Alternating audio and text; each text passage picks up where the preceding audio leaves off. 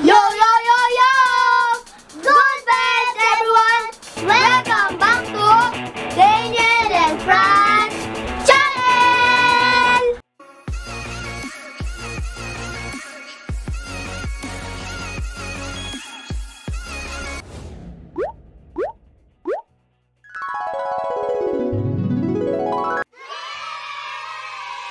Nandito kami ngayon para mag-hugot! Hugot, hugot, hugot, hugot! Kalendaryo version! Una ka na, Franz! Enero! First month ng taon!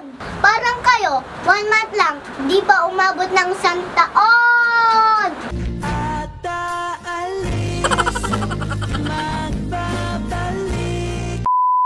Pebrero, araw ng mga puso, araw ng mga magjowa! Oh, nasaan ang hugot doon? Wala! Wala?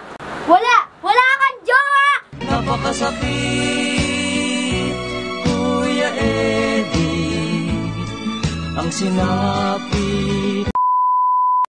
Marso, excited ang lahat kasi malapit nang matapos ang pasukan. Parang siya, excited ka na ng iwan. Ayaw kitang bilitin kung di ka pa handa. Sa susunod na lang. Abril, Holy Week, walang hugot, love tayo ni Lord.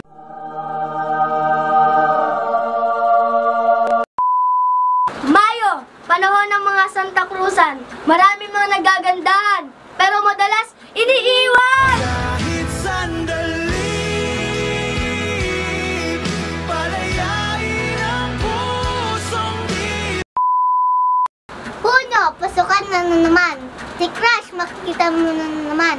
Si Crush, may iba na naman. Layo na lang dalawa, layo na lang magsama, layo na lang. Hulyo, Nutrition Month. Kumain ng wasto para maging aktibo. Push natin to! Push mo kay Crush!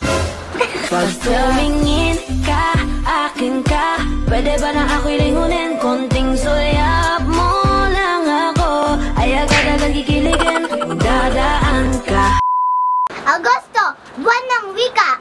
Ang hindi magmahal sa sariling jowa, amoy malansang isda. Di mo alam, kahit di ka makiusap ay gusto ko. Setyembre, panahon ng Sport Fest. Sa school ang daming happenings. Nilalaro na rin pati feeling. Napakasakit, Kuya Eddie.